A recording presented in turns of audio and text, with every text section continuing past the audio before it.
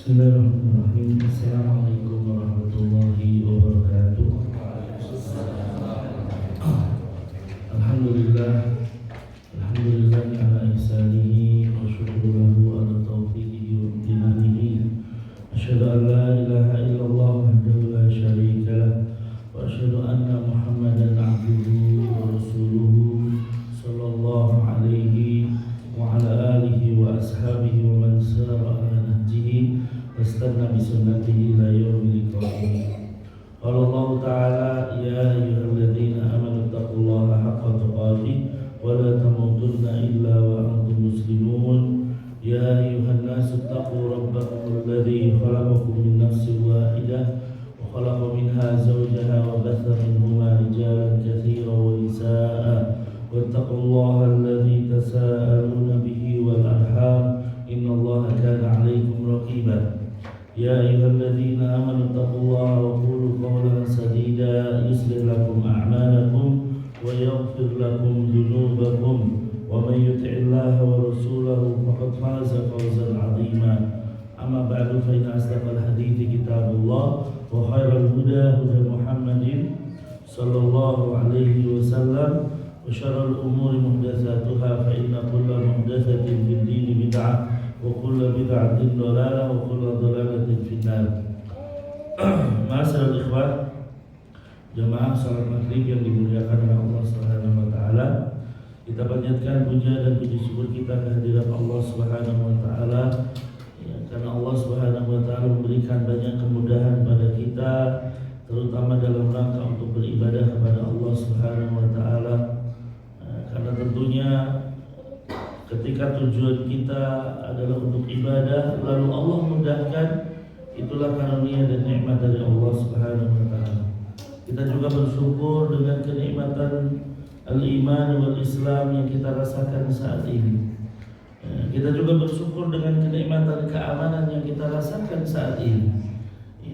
Ketika berbanding terbalik dengan saudara-saudara kita yang ada di Palestina saat ini, yang mereka harus menghadapi penyiksaan demi penyiksaan, yang menghadapi cobaan demi cobaan yang Allah berikan kepada mereka dari kaum Zionis, maka kita berharap dan kita jangan sampai hilang empatinya kepada mereka, minimal dengan terus mendoakan mereka. Minimal dengan kita mengatakan Allahumma ansur ikhwanana al-muslimina fi Palestin. Ketika kita tidak bisa memberikan materi, tidak bisa memberikan tubuh kita untuk berjihad, minimal tengadahkan tangan kita kepada Allah agar Allah menolong mereka, saudara-saudara kita, sebagaimana pengamalan hadis Nabi yang mengatakan bahwasanya seorang mukmin dengan mukmin yang lain itu seperti satu tubuh. Kalau ada satu yang sakit, seluruhnya maka akan merasakan sakit. Baik, kemudian salawat beriring salam senantiasa kita haturkan kepada beliau Rasulullah Muhammad sallallahu alaihi wasallam, juga kepada keluarga beliau, para sahabatnya serta umatnya yang setia mengikuti beliau hingga akhir zaman. Sekalian, kita melanjutkan pembahasan hadis yang kedua, karena hadisnya memang panjang, ini perlu beberapa kali pembahasan.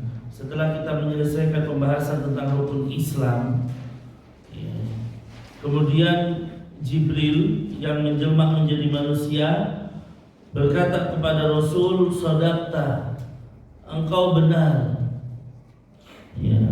Seseorang ketika bertanya, dipikirkan ingin mendapatkan jawaban. Begitu sudah mendapatkan jawaban, kok malah mengatakan engkau benar. Dan ini membuat para sahabat yang duduk di sekitarnya mengatakan, kita terheran-heran. Fa'ajibna lahu yas'aluhu wa yusaddiquhu. Kata Umar, kami sampai heran. Dia nanya, tapi dia yang membenarkan. Seseorang ketika menanya ingin mendapatkan jawaban, dan tidak membenarkannya. Ini membenarkan, ini berarti seakan-akan ada bahwasanya dia itu nanya tapi ngetes. Makanya ketika ditanya apa itu Islam, dijawab dengan rukun Islam, lalu Jibril mengatakan engkau benar. Selanjutnya pertanyaan kedua, fa'akhbirni 'anil iman. Kita masuk sekarang yang kedua. ya, beritahukan aku apa itu iman. Ya, Jibril bertanya, apa itu iman wahai Muhammad?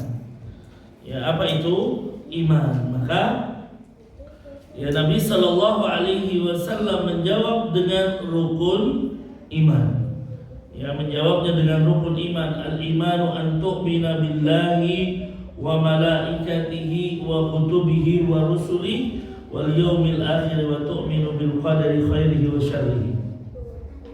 Ya, rukun iman 6, yaitu iman kepada Allah, kepada malaikatnya, kepada kitab-kitabnya, kepada rasulnya, kepada hari akhir, dan juga iman kepada takdir baik dan buruk. Ikhlas sekalian, 6 hal ini akan kita bahas mungkin dalam beberapa pertemuan, ya, karena kita harus memahami ketika Jibril menjelaskan atau bertanya tentang Islam, iman, ihsan, ini sebenarnya sebuah tingkatan yang harus kita ketahui, ikhlas. Jadi seorang muslim minimal mengetahui ini nih yang dasar-dasar. Rukun Islam harusnya diketahui dong. Bukan mengetahui, menghafal tok gitu. Apa tuh rukun Islam? Oh, Islam itu syahadat, sholat. Gak cuma itu, kalau itu mah emang konsumsinya anak-anak TPA kan gitu. Tapi kalau kita ya harusnya tahu dari detail dari awal. Syahadat itu apa? Ya, sholat itu bagaimana? Puasa itu bagaimana dan lain sebagainya. Ini harusnya sudah kita pahami. Baru kita melangkah ke yang selanjutnya. Apa itu iman? Apa itu iman? Nah, di sini yang akan kita jelaskan satu demi satu. Baik. Al-iman, ya, iman sendiri secara bahasa bimana at-tasdiq. Ya, iman itu secara bahasa artinya apa? Membenarkan. Ya. Atau lebih lengkapnya lagi apa? Tasdikun bil qalbi, ya, wa qaulun bil lisan wa amalun bil arkan, ya, yazidu bi ta'ah wa yanqusu bil ma'siyah. Ini iman inda ahli sunnah wal jamaah. Keimanan menurut ahli sunnah wal jamaah itu unsurnya apa? Yang pertama, dia membenarkan dengan hati. Dia membenarkan dengan hati. Yang kedua apa? Ya, mengucapkannya dengan lisan. Yang ketiga, mengamalkannya dengan anggota badan. Dan yang keempat apa? Iman itu bisa bertambah dengan ketaatan kepada Allah dan berkurang dengan apa? Ya, dengan kemaksiatan. Hada al-iman inda ahli sunnati wal jamaah. Ya, makna iman itu seperti itu. Karena kalau kita nanti komparasikan dengan beberapa aliran akan berbeda-beda.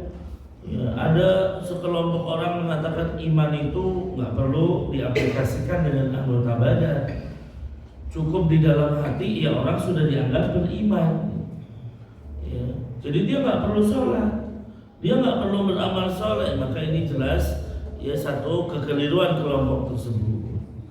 Ya, ada iman yang mengatakan iman itu harus diucapkan meskipun hatinya berbeda. Ini kan orang-orang munafik, Pak. Ini orang-orang munafik dan lain sebagainya. Baik. Maka ikhlas sekalian, ya, kemudian Nabi menjawab. Nah, itu tadi makna iman secara bahasa dan juga iman inda ahli sunnah wal jamaah. Sedangkan iman secara istilah menurut para ulama adalah rukun iman.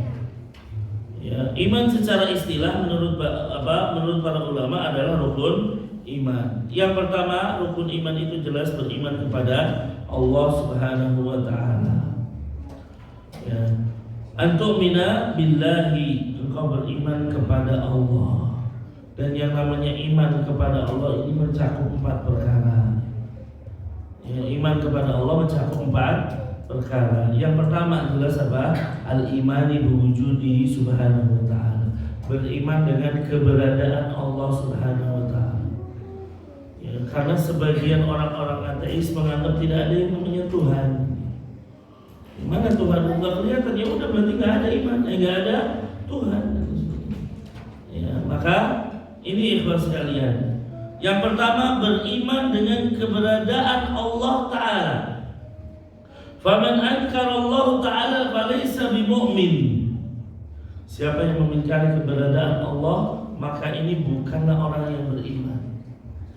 Tetapi ikhlas sekalian, sesungguhnya mengingkari keberadaan Tuhan itu pasti menyalahi hati kecilnya, pasti menyalahi fitrah terkecil. Tidak ada satupun orang yang mengingkari keberadaan Allah kecuali mungkin orang-orang ateis, tetapi tentunya di dalam hatinya ada kontradiksi. Bagaimana ada sesuatu tapi nggak ada yang mengadakan? Ya makanya ketika terjadi perdebatan seorang ateis dengan Imam Abu Hanifah, ya kata orang ateis, ya tidak ada yang mengatur alam semesta ini. Semua terjadi begitu saja. Ya. Imam Abu Hanifah ya tentunya mengatakan tidak bisa, pasti ada. Ya. Akhirnya orang ateis itu ngajak, ya sudah kalau gitu kita debat, kalau gitu kita dialog. Kemudian apa? Baik kalau gitu kapan waktunya? Ditentukan waktunya. Begitu ditentukan waktunya, Imam Abu Hanifah ya berkata pada orang ateis tadi, ya, sebelum kita berdebat, saya mau ngasih tahu dulu. Ngasih tahu apa? Di Sungai Dijlah, gitu. Di Sungai Dijlah ada perahu yang bisa jalan sendiri, ya, nggak ada yang mengemudikan, nyebrang sungai sendiri, gitu kan, ngambil ya sayur-sayuran atau kebutuhan pokok lalu jalan sendiri, nyebrangi dan lain sebagainya. Saya tanya, apa percaya nggak kalau ada perahu seperti itu kan? Ya, kata orang ateis, ya nggak mungkin dong Imam Abu Hanifah. Masa perahu bisa jalan sendiri, bisa nurunin ya makanan pokok, bisa nyebrangi dan lain sebagainya? Ini mustahil. Maka kata Imam Abu Hanifah, kalau itu mustahil untuk sebuah perahu, bagaimana untuk sebuah alam semesta ini? Bagaimana dengan alam semesta ini kalau nggak ada yang memperjalankan? Mustahil. Ya, fabuhital ladzi kafar, maka dia tidak bisa menjawab. Ya, belum mulai berdialog sudah kalah dulu. Ya, makanya ikhlas sekalian, ya kita yakini keberadaan Allah Subhanahu wa taala. Baik. Kemudian ini yang pertama. Jadi meyakini keberadaan Allah Subhanahu wa taala. Yang kedua, ya, cakupan dari iman kepada Allah adalah al-imanu binfiradi rububiyatihi. Beriman dengan keesaan Allah di dalam rububiyah. Ya, keesaan Allah di dalam rububiyah. Apa makna rububiyah ikhwas sekalian? Ya, secara gampangnya rububiyah itu adalah perbuatan Allah. Kita mengimani dan mengesahkan Allah di dalam perbuatan Allah. Perbuatan Allah apa? Menciptakan, memberi rizki, ya, menghidupkan, mematikan, mengatur alam semesta. Ini semua perbuatan Allah Subhanahu wa taala. Maka kita yakini Allah yang melakukan ini semua. Ya. Kita lihat alam semesta berjalan dengan semestinya, pasti ada yang menjalankan. Keberadaan alam semesta ini yang berjalan sesuai dengan garis edarnya dan lain sebagainya, ini benar-benar bukti. Bukti apa? Bahwa Allah itu esa. Seandainya seseorang meyakini seperti keyakinan sebagian agama yang mengatakan ada penguasa angin, ada penguasa api, ada penguasa air, bisa jadi apa? Antar penguasa ini berantem kan? Yang angin pengennya niupin angin, yang air pengennya ya jalanin air. Tapi kita lihat alam semesta ini berjalan dengan ya sesuai garis edarnya, bagaimana matahari berjalan dan lain sebagainya. Siapa yang ngatur? Hanya satu, Mas. Seandainya di alam semesta ini ada dua Tuhan, kan berarti masing-masing hanya ingin ya menunaikan keinginannya masing-masing. Ya, ini dalil bahwasanya Allah itu esa di dalam rububiyahnya Allah Subhanahu wa taala. Ya, Allah yang menciptakan kita, betul. Ya, ada orang-orang ateis juga mengatakan Di dalam sebuah kisah disebutkan orang ateis menganggap dirinya pencipta. Saya bisa menciptakan. Dari mana? Dia ambil daging, dia masukkan ke dalam toples, dia tutup. Beberapa hari muncul apa? Ya, kalau daging dibiarin beberapa hari muncul apa? Ular. Lalu dia berkata kepada manusia, lihat saya bisa menciptakan ini. Saya bisa menciptakan ular. Ya, ada seorang ulama atau alim yang berusaha untuk mendebat. Ya sudah, kamu yang menciptakan ini, betul. Ya, kalau kamu menciptakan ini, sekarang saya tanya, berapa jumlahnya yang ada di dalam ini? Orang yang menciptakan harus tahu jumlahnya. Allah itu tahu jumlah makhluk. Sekarang saya tanya, mana yang laki-laki, mana yang perempuan? Kata Ustaz tadi, dia nggak bisa jawab. Ya, kalau hanya sekedar menciptakan ulat gitu kan, udah sombong menganggap dirinya pencipta. Padahal ternyata ketika ditanya nggak bisa. Mana yang laki-laki, mana yang perempuan? Nggak tahu dia. Berapa jumlahnya? Ya nggak tahu. Ya, sudah terlalu sombong. Makanya kepada sekalian, Allah menciptakan alam semesta ini. Allah yang menciptakan kita. Allah tahu jumlah manusia. Allah tahu ya apa yang diciptakannya. Makanya kepada sekalian ini, ya berarti beriman dengan tauhid rububiyahnya, ya bahwa Allah yang maha pencipta, Allah yang mengatur alam semesta, Allah yang memiliki alam semesta. Makanya kalimat Rabb, gitu. Kalau ada kalimat Rabb itu artinya apa? Zat yang memiliki 3 sifat minimal: menciptakan, memiliki, dan mengatur. Ya, menciptakan, memiliki, dan mengatur. Harus 3-tiganya ini, dan ini seluruhnya ini. Ada orang mungkin menganggap dirinya sebagai pencipta, gitu kan. Ya, dia bisa menciptakan sesuatu, tapi dia belum tentu memiliki, kan gitu. Ya, apa contohnya? Tukang bangunan bisa nyiptain bangunan dan lain sebagainya, tapi kan dia belum tentu memiliki bangunan tersebut. Ada orang yang memiliki tapi bukan mencipta, ya kita ini. Ya kita punya motor sekarang. Apa kita yang menciptakan motor? Ya, ada yang ya ngatur sesuatu tapi dia bukan pemilik, Pak. Ya, contohnya tukang parkir kan gitu. Dia ngatur parkir tapi bukan milik dia. Tapi Allah Subhanahu wa taala memiliki 3-nya. Pencipta, pemilik, dan pengatur. Ya, sehingga apa? Semua berjalan sesuai dengan aturan Allah Subhanahu wa taala. Ya tidak bisa ya berjalan dengan sendirinya. Baik. Kemudian ikhwas sekalian, yang ketiga, cakupan dari iman kepada Allah adalah beriman dengan ya al-imanu bil firadi uluhiyati. Beriman dengan keesaan Allah di dalam uluhiyah. Apa bedanya antara rububiyah dan uluhiyah?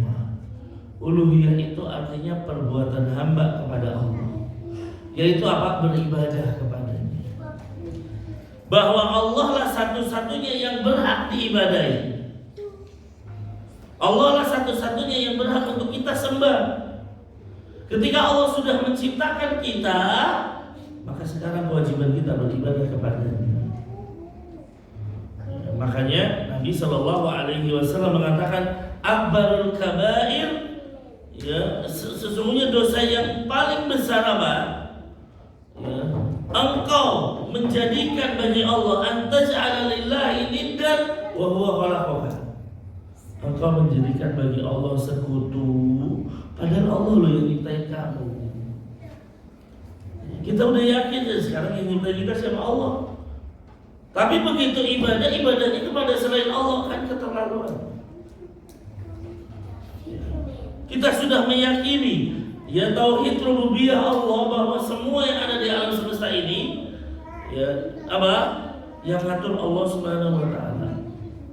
Tapi ternyata kita menyembah, kita berikan sajad kepada yang lain. Ya, makanya ikhlas sekalian, Ya, iman kepada uluhiyah inilah salah satu hal yang menjadi inti dari keimanan kita. Karena ikhlas sekalian, ya, seseorang meyakini Allah sebagai pencipta, pemilik, pengatur saja belum dikatakan dia sebagai seorang mukmin yang bertauhid kepada Allah. Kapan dia dikatakan sebagai mukmin yang bertauhid? Kalau dia hanya beribadah kepada Allah. Makanya orang-orang musyrik, ya, di zaman jahiliyah nggak dikatakan sahabat Nabi. Abu Jahal, Abu Lahab, dan orang-orang musyrik, kalau ditanya siapa yang menciptakan mereka, jawabannya siapa? Apakah mereka mengatakan yang menciptakan saya berhala? Tidak. Mereka tegas, bahkan menggunakan apa? Menggunakan sigotut tauhid, menekankan yang menciptakan saya Allah. Ya, yang memberi rezeki saya Allah. Yang memberikan manfaat madarat Allah. Mereka nggak pernah berkeyakinan Lata, Uzza, Mana, dan berhala-berhala yang ada itu yang menciptakan mereka, itu yang memberi rezeki mereka. Nggak ada, Pak. Tapi apakah Abu Jahal, Abu Lahab dikatakan sebagai sahabat Nabi? Tidak. Kenapa? Karena begitu ibadah, malah ibadahnya kepada berhala-berhala tadi. Nah, ini ikhlas sekalian. Ya, tentunya ya, menjadi sebuah hal yang kontradiktif orang musyrikin di zaman Nabi dengan orang musyrikin sekarang. Orang musyrikin zaman Nabi itu syiriknya hanya dalam istilah tauhid uluhiyah. Tapi ketika di dalam tauhid rububiyah mereka meyakini itu milik Allah semuanya. Kalau ditanya siapa yang menciptakanmu, siapa yang ngasih rizki, siapa yang memberi manfaat, mereka akan jawab Allah. Antum tanya kepada Abu Jahal, Abu Lahab, mereka jawab Allah. Loh, tapi kenapa kok malah nyembahnya kepada Lata, Uzza, berhala-berhala yang ada? Karena mereka menganggap bahwasanya ketika kita ingin menghadap Allah harus lewat perantara. Nah, ini yang tadi juga. Jadi gambaran Lata, Uzza, dan berhala-berhala yang ada itu adalah gambaran orang-orang soleh. Menurut mereka, ketika kita bertemu dengan seorang raja dan lain sebagainya, kan harus lewat ajudan. Berarti kalau kita mau ketemu Allah, ya saya lewat ini dulu. Wahai berhala, tolong sampaikan kepada Allah begini, begitu. Padahal Allah tidak suka adanya wasilah seperti itu. Allah tidak suka adanya perantara seperti itu, begitu. Nah, ini ikhwah. Jadi orang musyrik di zaman Rasulullah itu kesyirikannya di dalam masalah uluhiyah saja. Toh mereka tetap tidak dianggap sebagai seorang mukmin. Nah, kalau kita lihat di zaman sekarang kan kesyirikannya bukan hanya di dalam uluhiyah, tapi bahkan apa? Di dalam rububiyah. Kita kasih contoh. Ya, nggak tahu kalau di kota ya. Kalau kita melihat di desa-desa, terkadang ketika panen tiba, mereka akan mengumpulkan hasil panen sebagiannya diberikan kepada Dewi siapa Pak biasanya kalau panen? Dewi Sri. Karena menganggap bahwasanya hasil panen mereka ada andil Dewi Sri. Berarti yang ngasih apa namanya? Ya panenan-panenan tersebut adalah Dewi Sri. Ya. Sehingga perlu adanya rasa syukur katanya. Kata mereka, apa ini bentuk rasa syukur kita? Loh, kok bersyukurnya kepada Dewi Sri? Berarti meyakini apa? Meyakini yang memberi manfaat mereka, yang mengatur persawahan mereka ada selain Allah. Berarti ini syirik dalam tauhid rububiyah. Uluhiyahnya juga. Kenapa? Karena mereka mempersembahkan sajen. Mereka memberikan pengagungan kepada Dewi tersebut. Nah, ini syirik, berarti syiriknya double. Lebih buruk daripada Abu Jahal, lebih buruk daripada Abu Lahab. Na'udzubillah. Maka itu sekalian, kita di pantai selatan misalnya, orang-orang masih meyakini bahwa pantai selatan ada penguasanya. Siapa Pak? Siapa lagi kalau bukan Nyi Roro Kidul, kan gitu. Kalau pantai utara siapa yang menguasai? Ya dikatakan namanya Nyi Bloro, kan gitu. Berarti masih menganggap ya pantai seluas itu yang ngatur pantai tersebut ada selain Allah. Na'udzubillah. adalah Allah lah yang memiliki pantai-pantai. Allah yang menciptakan langit, bumi dan segala apa yang ada di dalamnya. Sehingga Allah lah yang mungkin menimpakan musibah dengan tsunami, dengan apa, itu Allah semuanya. Tapi mereka terkadang apa? Harus mempersembahkan larungan. Dengan apa? Menyembelih kepala kerbau. Lalu dilarung di pantai selatan. Demi apa? Supaya Nyi Roro Kidul tidak marah. Berarti kembali lagi dari sisi rububiyah dan uluhiyah terjerumus di situ. Mengatakan dan meyakini bahwa ada penguasa selain Allah. Yang kedua apa? Dan mengagungkan mereka. Alhamdulillah. Maka ikhwas sekalian, jadikan ini semua hanya milik Allah Subhanahu wa taala. Kita meyakini alam semesta ini milik Allah, yang ngatur Allah, kemudian kita ibadah kepada Allah.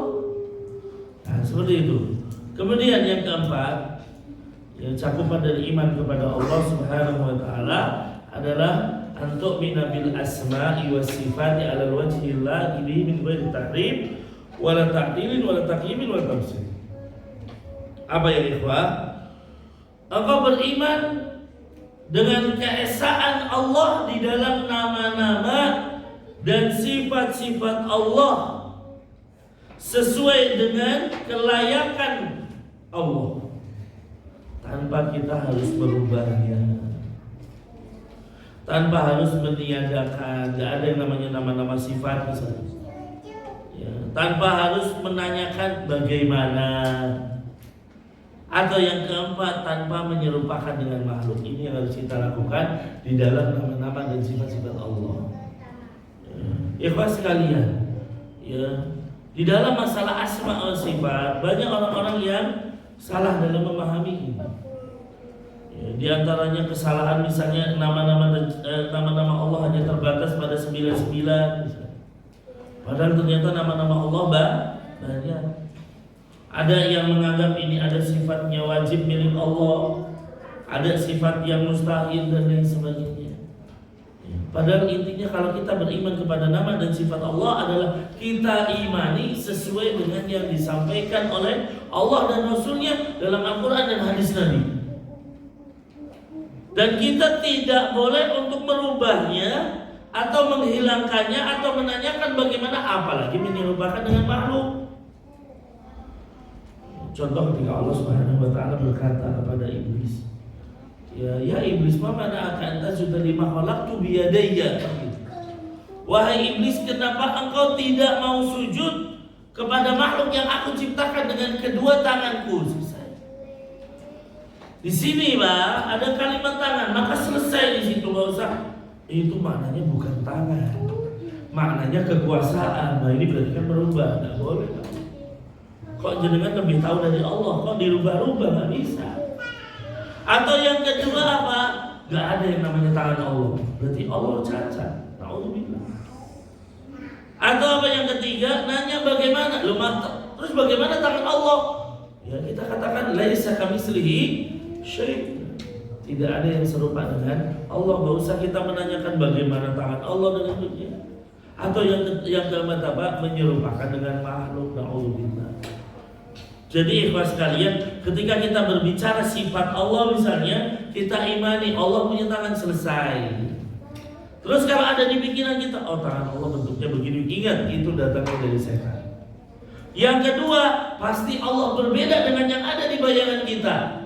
Loh kok bisa berbeda? Loh Allah kan mengatakan sendiri, laisa kamitslihi syai'. Tidak ada yang serupa dengan Allah, selesai. Jadi kita aman. Banyak orang yang akhirnya pusing, bahkan terjerumus ke dalam ilmu kalam dan lain sebagainya karena memikirkan nama-nama Allah dan sifat-sifatnya, lalu dipikirkannya sama seperti makhluk. Dan ini bahaya. Maka terus apa yang harus kita lakukan? Kita imani sesuai dengan yang datang dari Allah dan Rasulnya. Allah punya tangan, selesai. Kita gak usah tanya bagaimana tangan Allah. Kita imani saja Allah punya tangan. Gak usah memisalkan dengan makhluk, gak usah membayangkannya dengan makhluk. Tafakkaru fi khalqillah wa la tafakkaru fi dzatillah. Berpikirlah ya tentang ciptaan-ciptaan Allah, jangan kita memikirkan tentang zatnya Allah. Yang penting Allah itu ya Tuhan kita. Allah sendiri yang mengatakan punya tangan, selesai. Allah sendiri yang mengatakan memiliki mata, selesai. Gak usah kita tanya mata Allah itu kekuasaan Allah kan atau apa kan, gak usah ya. Ya, ini dalam masalah asma wa sifat. Karena kebanyakan orang ya ingin menjadikan apa yang dilakukan Allah seperti makhluk. Contoh ketika misalnya Allah setiap malam, sepertiga malam terakhir turun ke langit dunia, ngapain? Nyari siapa yang bertobat Allah ampuni, siapa yang memohon ampunan kepada Allah ampuni, siapa yang minta Allah kasih. Ada di situ sifat turun bagi Allah. Lah akhirnya orang menyerupakan dengan makhluk. Ustaz, kalau Allah turun kan malamnya beda-beda. Di Indonesia jam segini malam, di sana enggak malam. Terus gimana? Nah, karena kita berpikirnya sama seperti makhluk. Allah itu Al-Khaliq. Allah itu pencipta kita. Wa huwa ala kulli syai'in qadir. Allah itu Maha Kuasa, ada segala sesuatu selesai. Ya, kadang kita berpikir Allah seperti makhluk sih. Jadinya, wah kalau di sana malam turun lagi. Ya, jadinya kita bingung sendiri. Maka kita katakan semua sifat-sifat Allah kita imani sesuai dengan yang datang dari Allah, tanpa harus bertanya bagaimana, tanpa harus memisalkan dengan makhluk. Wallahu a'lam bishawab. Itulah ikhwas sekalian, ya cakupan iman kepada Allah. Ya, yaitu iman dengan keberadaan Allah. Yang kedua iman dengan apa Pak? Rububiyah Allah. Yang ketiga uluhiyah Allah. Dan yang keempat nama-nama dan sifat-sifat Allah. Ikhwan sekalian, kenapa ada hal ini? Yang ini mungkin kalau Anda cari di hadis Nabi gak akan dapat. Sehingga sebagian orang mengatakan, oh ini adalah hal baru yang diada-adakan, pembagian tauhid menjadi 3. Ada tauhid uluhiyah, rububiyah, ya, dan asma wa sifat. Maka jawabannya ikhlas sekalian, sesungguhnya 3 tauhid ini ada di dalam Al-Quran. Dari mana kok ulama bisa menyimpulkan 3 tauhid ini? Ba'da tatabbu'in wa istiqra'in an hadzal Quran. Setelah mereka meneliti kandungan isi Al-Quran, ternyata Al-Quran isinya adalah 3 tauhid ini. Ya, ada tauhid rububiyah, uluhiyah, asma wa sifat. Bukan hanya Al-Quran secara 30 juz. Kita bicara Al-Fatihah saja. Ternyata satu surat Al-Fatihah yang isinya 3. Coba kalau kita lihat, Alhamdulillahirabbil alamin, ya, itu isinya berarti apa, Pak? Tauhid rububiyah, karena ada kalimat Rabb di situ. Tadi kita sudah katakan Rabb itu artinya apa? Yang memiliki ya 3 sifat, Al-Khaliq, wal Malik, wal Mudabbir, pencipta, pemilik, dan pengatur alam semesta. Ya, udah ada tauhid rububiyah. Kemudian apa? Ar-Rahman, Ar-Rahim. Ini tauhid apa berarti, Pak? Asma wa sifat. Di mana tauhid uluhiyahnya di Al-Fatihah? Ada yang tahu, Pak? Iyyaka na'budu wa iyyaka nasta'in. Hanya kepadamu lah kami menyembah dan hanya kepadamu lah kami memohon pertolongan. Itu baru di Al-Fatihah ada 3 tauhid ini. Jadi ini bukan yang karangan semata, karena memang diteliti di dalam kandungan isi Al-Quran ada 3 tauhid ini. Baik. Ini berkaitan dengan al-imanu billah. Kemudian yang kedua, an tu'mina billahi wa malaikatihi, keimanan kepada malaikat. Ya, iman kepada malaikat. Baik. Kita tahu ikhlas sekalian, malaikat termasuk alam gaib. Dan sudah bolak-balik mungkin saya sampaikan di sini, Allah menciptakan makhluk yang dibebani syariat ada berapa, Pak? 3. Apa aja? Malaikat, jin, dan manusia. Udah itu 3. Gak ada yang lainnya. Ya tidak ada makhluk yang lainnya, ya, kecuali hewan. Kalau hewan kan tidak dibebani syariat gitu. Makhluk yang dibebani syariat 3: malaikat, jin, dan manusia. Ya, malaikat dan jin lebih dulu ada dibandingkan manusia, betul. Ya. Maka kalau ada bicara makhluk-makhluk yang lain, tidak ada. Itu hanya dari 3 unsur tersebut. Dajjal misalnya, ya, Allah ciptakan Dajjal, unsurnya apa? Anak Adam, manusia. Ya'juj dan Ma'juj, manusia. Ya, bukan tersendiri, bukan makhluk tersendiri, tidak. Ya. Demikian pula dengan adanya setan-setan yang ada, itu kan golongan jin semua. Ya, orang ada pocong, ada apa lagi? Ya, ada kuntilanak, ada apa, itu bagian dari jin, nggak ada yang lain. Ya, jadi cuma 3 hal ini. Nah, Allah ciptakan salah satunya malaikat. Malaikat dan jin termasuk bagian dari alam gaib yang kita wajib beriman dengan yang gaib. Alladzina yu'minuna bil ghaibi, orang-orang yang beriman dengan yang gaib. Karena salah satu ciri orang beriman adalah beriman dengan yang gaib, termasuk Allah Subhanahu wa taala adalah gaib. Ya, maka malaikat Allah ciptakan dari cahaya, ya, sebagai alam gaib. Ya. Makanya para ulama, kenapa sih disebut malaikat dulu dibandingkan nabi dan dibandingkan rasul dan kitab? Karena Allah memulainya dengan yang gaib, Rasul memulainya dengan yang gaib dulu. Li'annahum alamun ghaibi. Adapun Rasul dan kitab adalah hal yang nyata. Baik. Fal malaikatu la yudhiruna bil hissi illa bi idznillah azza wa jalla. Malaikat tidak akan menampakkan dengan nyata kecuali dengan izin Allah Subhanahu wa taala. Makanya salah satu sifat malaikat bisa berubah wujud menjadi manusia, betul. Tapi perbedaannya dengan setan atau jin, Pak. Jin juga bisa berubah wujud menjadi manusia. Apa bedanya terus? Perbedaannya, kalau jin terkadang seenaknya sendiri jadi manusia. Ya, meskipun tentunya dengan kekuasaan dari Allah.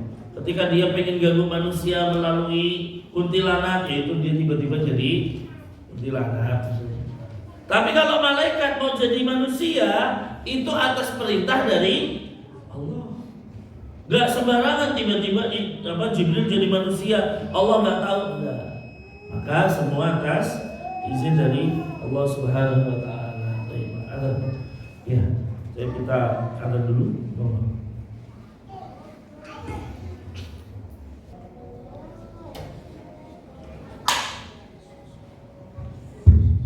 Alhamdulillah, wassalatu wassalamu ala Rasulillah yang baru. Kita lanjutkan sedikit sampai iqamah insyaallah. Ya, kita berbicara tentang malaikat tadi. Maka ikhlas sekalian, malaikat itu bisa berubah wujud menjadi makhluk atau menjadi manusia, tentunya dengan izin dari Allah Subhanahu wa taala. Ya. Dan ini adalah kekuasaan dari Allah Subhanahu wa taala.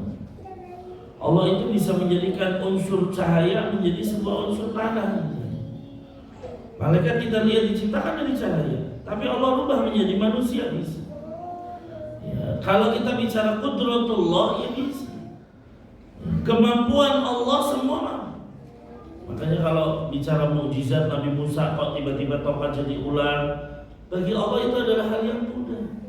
Bagaimana Rasulullah diperjalankan Isra dan Mi'raj hanya dalam 1 malam saja. Kalau kita bicara dengan manusia, akal manusia juga nyampe. Bagaimana perjalanan dari Masjidil Haram sampai Masjidil Aqsa yang oleh orang-orang yang melakukan perjalanan itu ditempuh dalam 2 bulan, 1 bulan berangkat, 1 bulan baliknya. Kok Rasulullah bisa berangkat dalam 1 malam? Ya bisa kalau kita bicara kemampuan Allah Subhanahu wa taala. Nah, maka kita bicara malaikat, ya, alam gaib yang bisa berubah menjadi manusia. Kemudian wahum la yahtajuna ila aqlin wa syurbin. Malaikat itu tidak seperti jin dan manusia. Ya, kalau kita bicara jin dan manusia, mereka berdua membutuhkan makan dan minum, betul. Tapi malaikat tidak membutuhkan makan dan minum. Makanya dikatakan apa? Innahum samadun, ay laisa lahum ajwa. Makanya mereka itu dikatakan tak punya rongga. Karena memang apa? Tidak makan dan minum. Ya, fala yahtajuna ila aklin wa syurbin. Dan ini yang harus kita imani.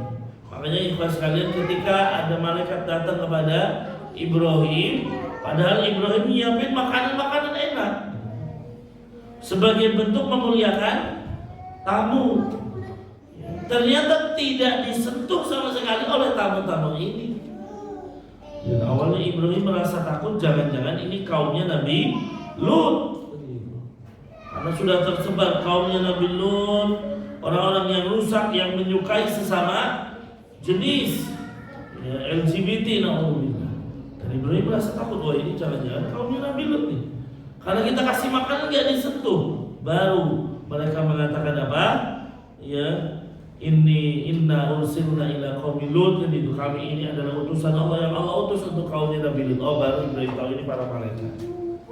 Makanya mereka nggak makan, ya, tidak menyentuh makanan sekalipun karena tidak membutuhkan makan dan minum. Wa asnafun, dan jumlah mereka banyak, ya, bermacam-macam, tugasnya juga bermacam-macam. Jadi kalau dulu mungkin kita menganggap malaikat cuma 10, ya enggak. Jumlah malaikat itu banyak, ya, bukan hanya 10 tapi lebih dari itu.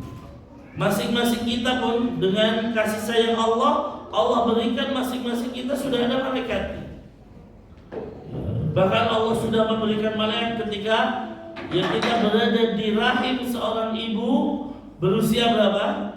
120 hari atau 4 bulan. Allah perintahkan malaikat, tiupkanlah ruh. Allah perintahkan malaikat menulis 4 hal apa? Bikat rizki, nulis rizkinya, ajalnya, dia bahagia atau sengsara. Makanya ikhlas sekalian, beriman kepada malaikat mencakup beberapa perkara. Beriman kepada malaikat mencakup beberapa perkara. Yang pertama adalah al-iman bi asma'in man alimna asma'u. Kita beriman dengan nama-nama yang kita ketahui nama-namanya. Ya. Tapi nama-nama ini tentunya berdasarkan dalil, ya, dari Al-Quran maupun hadis-hadis Nabi Sallallahu Alaihi Wasallam. Ya, seperti misalnya ada malaikat Jibril, ya, ada malaikat Israfil, ada malaikat Mikail dan lain sebagainya. Ya, mereka adalah nama-nama malaikat yang memang disebutkan ada dalilnya. Baik. Kemudian apa? An-nu'mina bima lahum min a'mal. Kita juga beriman bahwasanya mereka punya amalan masing-masing, punya pekerjaan. Ya.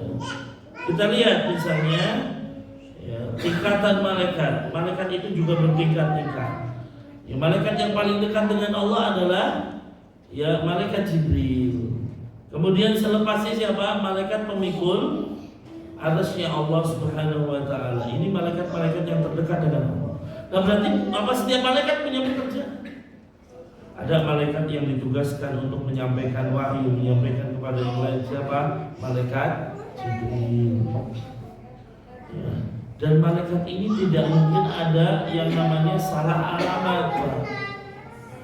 Ada sebagian orang-orang yang gulu terhadap Ali bin Abi Thalib, berlebih-lebihan terhadap Ali bin Abi Thalib sampai nyalahin malaikat Jibril.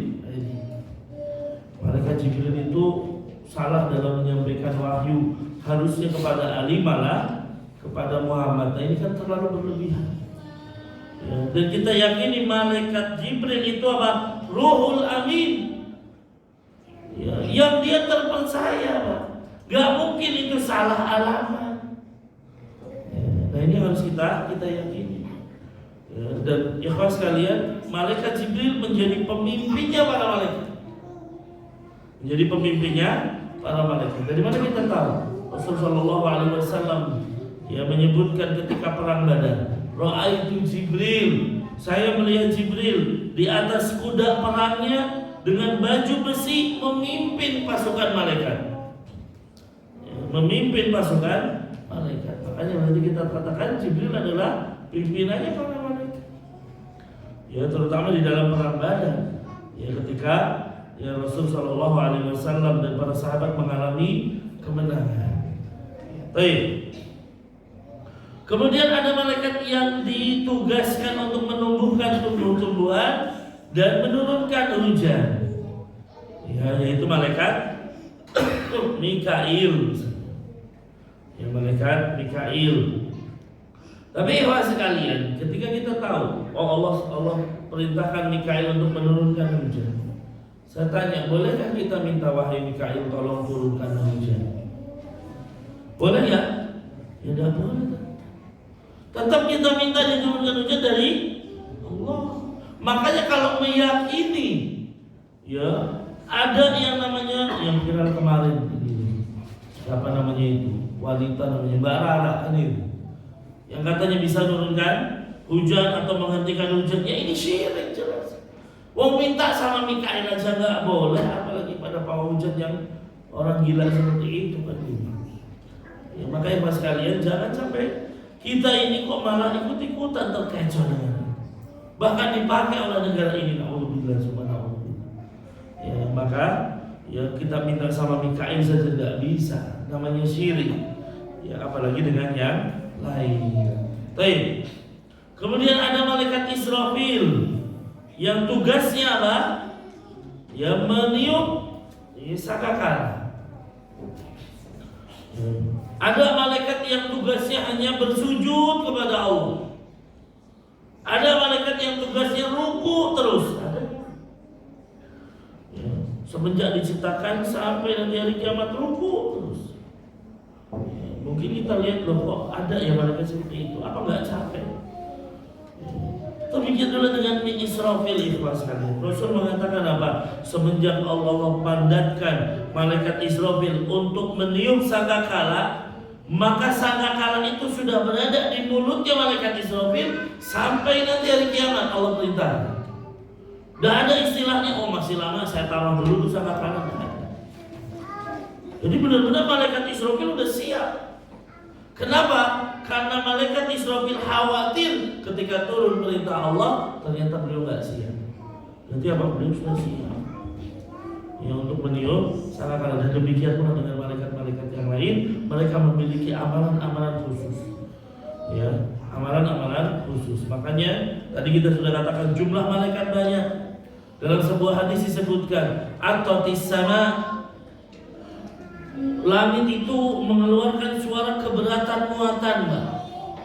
Wa huqalahu anta'id, dan memang layak langit itu keberatan muatan. Kenapa itu, Pak? Karena setiap ukuran 4 jari di langit setiap ukuran apa? 4 jari di langit ada malaikat yang meletakkan keningnya bersujud kepada Allah. Ada malaikat yang di situ sedang ruku. Bayangkan setiap ukuran 4 jari. Kalau di masjid ini aja ukuran 4 jari mungkin udah berpuluh-puluh orang. Ini ada di langit. Berarti jumlah malaikat jumlahnya banyak. Tidak terhingga. Allah yang tahu. Wa ma ya'lamu junuda rabbika illa huwa. Tidak ada yang tahu tentaranya Allah kecuali Allah Subhanahu wa taala. Nah, maka ibu sekalian dari sini ya kita mengetahui bahwasanya mereka jumlahnya juga banyak. Kemudian apa? Di antara malaikat juga ada yang diperintahkan untuk ya mendatangi hilakul ilmi. Jadi ada malaikat yang sekarang sedang hadir di sini. Ya, untuk apa? Tentunya duduk bersama para penuntut ilmu. Ada yang tugasnya menjaga anak Adam juga ada. Makanan yang jenengan kok naik motor tiba-tiba misalnya ada lubang, kok jenengan bisa menghindari, bukan semata-mata jenengan itu ahli naik motor. Tapi apa? Ada malaikat di situ yang membantu kita untuk selamat. Ya, itu ya Pak. Ya, jadi mungkin kita terkadang kepleset kok tiba-tiba nggak jatuh. Oh ini berarti ahli kumpul kan? Ya di situ ada malaikat yang menjaga kita. Nah ketika Allah takdirkan dia mengalami musibah, malaikat itu menyingkir. Ya, ketika ditakdirkan dia terkena musibah, ya, maka ini Pak. Jadi Allah saking sayang kepada kita, Allah berikan itu malaikat-malaikat ini menjaga kita. Ya, ada malaikat yang mencabut arwah kita, ada malaikat yang tugasnya menanyakan di alam kubur dan lain sebagainya. Ya, itulah tugas-tugas dari para malaikat. Kemudian apa? Sifat-sifat mereka tadi. Ya, ada malaikat yang memiliki sayap. Malaikat Jibril dikatakan oleh Rasul Shallallahu Alaihi Wasallam lahu sittu mi'ati janah. Ya, malaikat Jibril dikatakan memiliki 600 sayap. Yang kalau salah satunya dibuka akan menutupi langit. Dan Rasul pernah melihat malaikat Jibril dalam rupa aslinya. Ya, yang pertama ketika Allah akan turunkan surat Al-Mudaththir.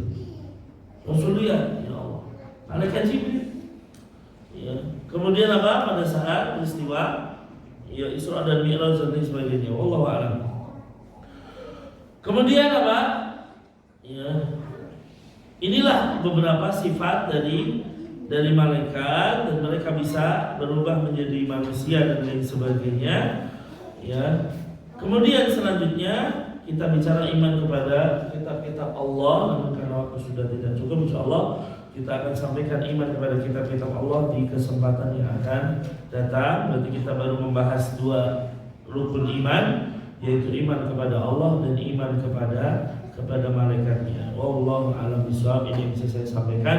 Kebenaran mutlak milik Allah Subhanahu wa taala, sedangkan kekeliruan murni dalam hanya ilmu yang kami miliki. Mohon dibukakan pintu maaf yang sebesar-besarnya. Allahumma 'allimna ma yanfa'una wanfa'na bima 'allamtana wa zidna ilman ya rabbal alamin. Kita akhiri kajian kita dengan doa kafaratul majlis.